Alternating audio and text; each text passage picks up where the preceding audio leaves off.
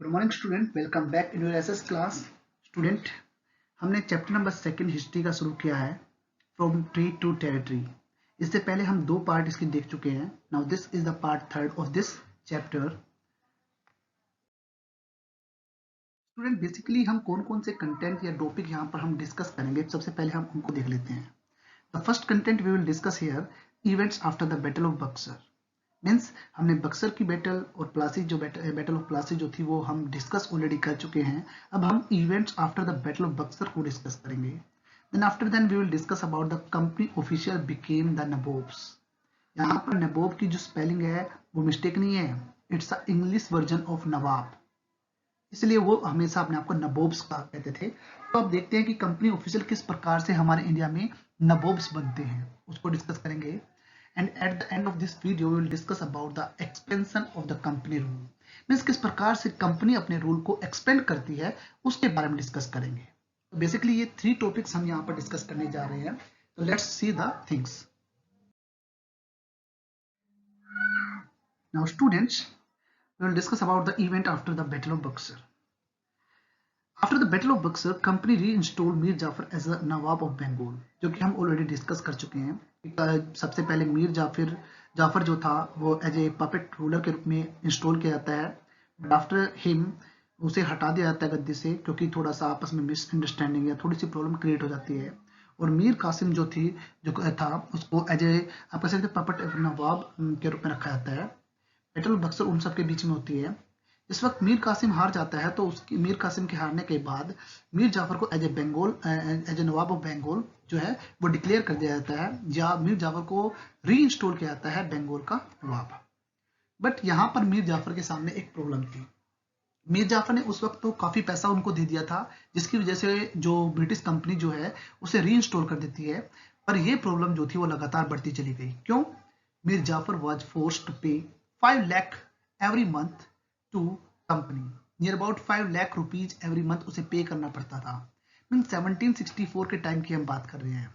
अगर आज भी हम बात करते हैं, it's a huge amount of money. और उस वक्त वो हर साल बिना किसी बात के कंपनी को 5 लाख रुपीज देता था। अब स्टूडेंट, प्रॉब्लम यहाँ पर क्या होगी?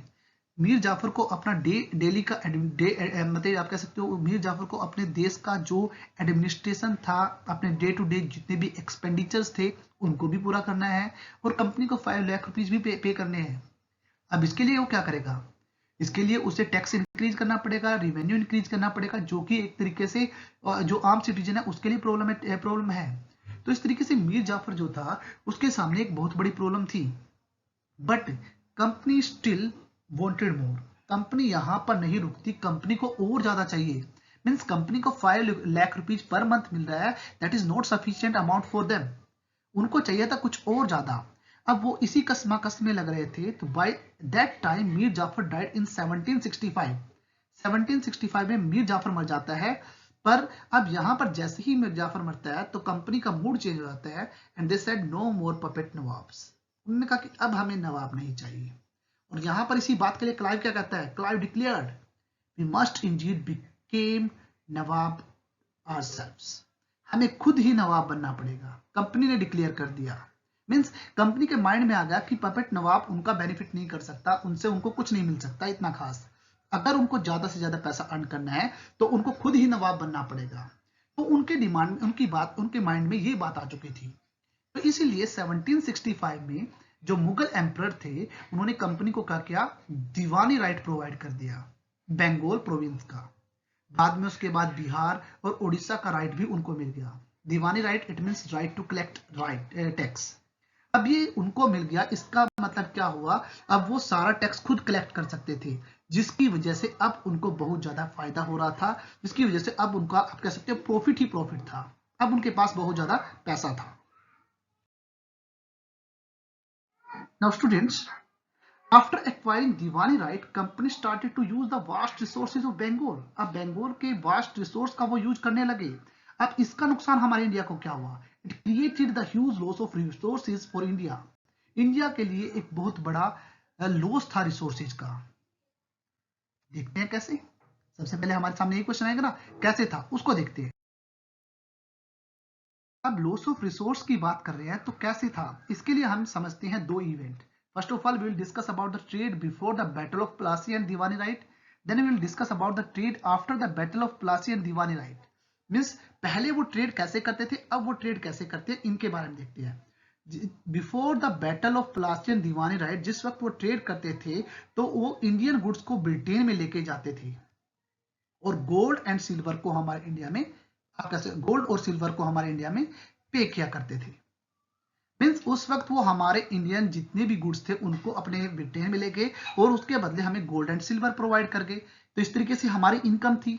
But after the battle of Plassey and Diwani, right, Indian goods as well as gold and silver, ये दोनों की दोनों चीज अब ब्रिटेन में जाने लगी।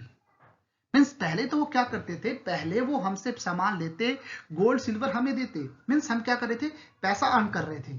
अब वो सिचुएशन भी खत्म हो गई after the battle of Plassey and Diwani, right. अब क्या हो रहा है, वो इंडियन गुड्स को भी ले रहे हैं, गोल्ड और सिल्वर भी ले रहे हैं और दोनों ही ब्रिटेन में जा रहे हैं। मीन्स हमारी जो इंडिया सोने की चिड़िया थी धीरे धीरे कंगाल होती जा रही है। और ये पॉलिसी जो थी, दादा भाई नारोजी उसे ड्रेन ऑफ वेल्थ का नाम देते हैं कि हमारा पैसा खराब हो रहा है, इस चीज को ये बोलते हैं। अब कंपनी इन पैसे का क्या करती थी, जो रिवेन्यू के रूप में वो अचीव करती थी। Now the revenue from India it was used to finance company expenses. Company का जो एक्सपेंडिचर था, अब वो पूरा करने के लिए वो रिवेन्यू काफी था। पहले उनको क्या करना पड़ता था, इंग्लैंड से पैसा इंग्लैंड का जो पैसा था वो यूज करना पड़ता था अपने एक्सपेंडिचर को पूरा करने के लिए। अब कंपनी सिंपल क्या करती, यहीं से रिवेन्यू लेती और उसी रिवेन्यू का यूज करती अपने एक्सपेंडिचर को पूरा करने के लिए। अब उनका गोल्ड सिल्वर अब इंग्लैंड में ही रह गया। अब वो क्या कर रहे थे, इंडिया को ही एक्सप्लॉइट कर रहे थे। अब इस पैसे का यूज कैसे करते थे, ट्रेड के लिए, टू मेंटेन द ट्रूप्स, अपने सैनिकों के लिए, building fort, all was done, everything is done by the Indian money only. हर एक चीज जो वो इंडियन मनी के द्वारा कर रहे थे। तो इस तरीके से कंपनी जो थी लगातार प्रॉफिट अर्न करती जा रही थी। So students, now we'll discuss about company official became nabobs. अब कंपनी ऑफिशियल नबोब कैसे बनते हैं। हमारे इंडिया में इसे नवाब कहा जाता है and it's English version of British, या आप कह सकते हो नबोब्स। तो ब्रिटिशर्स अपने लिए नबोब वर्ड यूज करते थे। Each company servant began to have vision of living like a nawab, या यू कैन से नवाब। अब जो भी कंपनी सर्वेंट था, हर एक के माइंड में एक ही बात आती थी कि वो एक नवाब का जीवन व्यतीत करेगा। इसके लिए वो पैसा अर्न कर रहे थे लगातार और एक नवाब का जीवन व्यतीत करने के विजन जो थे उनके माइंड में आते जा रहे थे। After the battle of Plassey, company official लगातार बंगाल के नवाब से पैसा ले रहे थे, जिसकी वजह से उन्होंने इंडिया में बहुत ज्यादा फॉर्चून क्रिएट कर लिया था। यहां पर फॉर्चून का मीनिंग बताता हूं आपको क्या। इसका मतलब था कि उन्होंने huge amount of money and property earn कर ली थी। यहां पर इतना पैसा, गोल्ड सिल्वर इतना अर्न कर लिया था कि जिसकी वजह से आप कह सकते हो बहुत ज्यादा वो रिच बन चुके थे। एग्जाम्पल यहाँ पर मैं रॉबर्ट क्लाइव को देता हूँ। जब वो इंडिया के अंदर एज ए गवर्नर जनरल के रूप में आया तो उसने इंडिया के अंदर 4,01,102 रुपीज 2 पाउंड्स इतना फॉर्चून या इतना पैसा, इतनी प्रॉपर्टी अर्न कर चुका था वो इंडिया के अंदर आने पर।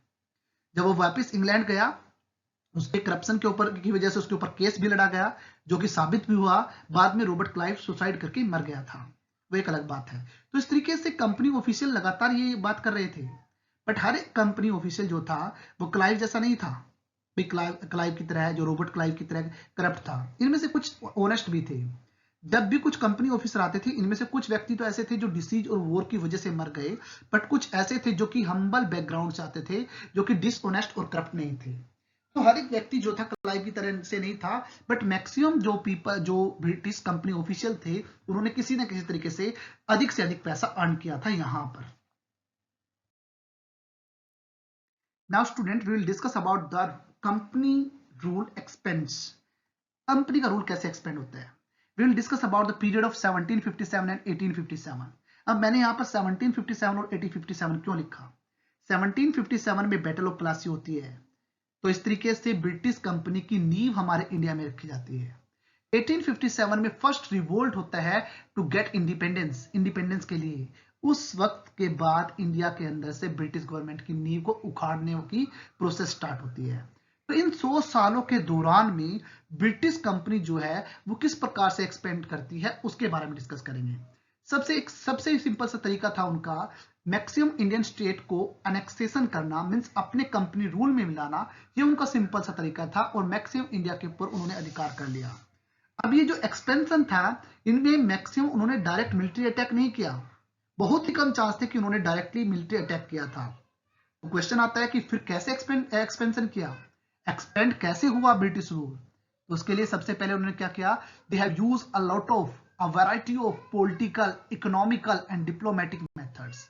अपनी इस प्रोसेस ऑफ एनेक्सेशन के अंदर विभिन्न प्रकार की पॉलिटिकल स्ट्रेटजी, इकोनॉमिकल थिंग्स या डिप्लोमेटिक मेथड्स का यूज किया, जिसकी वजह से जो कंपनी रूल था वो लगातार पूरे ऑल ओवर इंडिया में आ गया।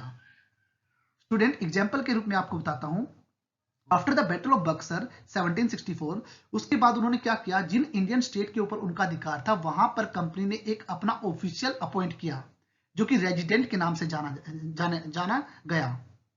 एंड ये रेजिडेंट क्या करता था, इस रेजिडेंट को रखना, उसकी सैलरी प्रोवाइड करना, उसके खाने पीने का, उसके रहने का हर एक जो खर्चा था वो नवाब प्रोवाइड करेगा जहां पर वो अपॉइंट किया जाता था।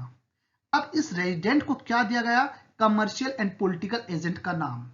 और हमेशा इसका मेन एम क्या था, कंपनी के इंटरेस्ट, कंपनी के हितों की रक्षा करना। जब कभी भी इंडियन स्टेट या किसी राजा के दरबार में इस प्रकार की बात की जाती जो कि कंपनी के खिलाफ होती थी, वो हमेशा इंटरफियर करता था। और with the help of this resident, company हमेशा क्या करती थी, इंडियन स्टेट के इंटरनल मैटर में इंटरफियर भी कर सकती थी बड़े इजी मैनर से।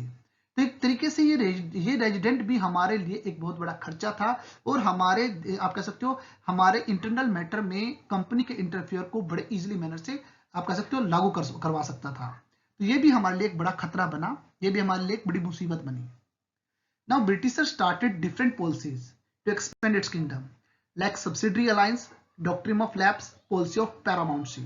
इन हमने ऊपर डिस्कस किया ना कि कंपनी ने रेयरली लॉन्च किए डायरेक्ट मिलिट्री अटैक्स, बट उसके बावजूद भी उन्होंने विभिन्न प्रकार की political, economical and diplomatic methods अपनाए ताकि वो अपने रूल को एक्सपेंड कर सके। तो इनमें से ये कुछ पॉलिसीज है जिनके माध्यम से ब्रिटिश गवर्नमेंट अपने रूल को इंडिया में एक्सपेंड करती है, जिसमें subsidiary alliance, doctrine of lapse, policy of paramountcy है। इन सब पॉलिसी के माध्यम से वो कंपनी रूल को एक्सपेंड करते हैं। तो ये क्या चीज है, ये कौन कौन सी पॉलिसीज हैं, इनकी फीचर्स क्या हैं, उनको हम नेक्स्ट वीडियो में डिस्कस करेंगे। I hope student the concept is clear to all of you. I'll see you in the next video. Thank you. Have a nice day.